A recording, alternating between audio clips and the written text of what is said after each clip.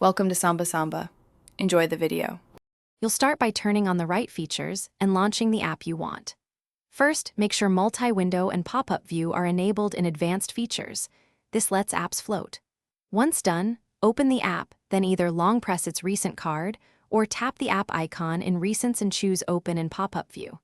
You're creating the floating window now, so arrange its initial size and position by dragging the title bar. This sets up everything for the next steps. Now refine how the floating window works for your workflow.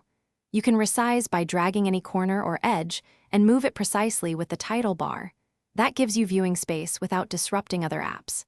If you need split screen, hit the three-dot menu and choose Convert to Split Screen or Pin to keep it on top.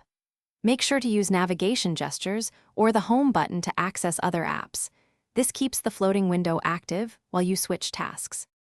Finish by closing or saving your setup and knowing how to recover if things fail.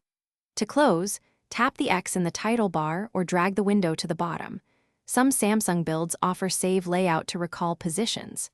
If the pop-up view option is missing, check that the app has the right permissions and isn't restricted by battery optimizations. If the floating window glitches, restart the device or toggle multi-window off and on in settings to reset its behavior quickly. Thanks for watching. Consider subscribing if we helped you.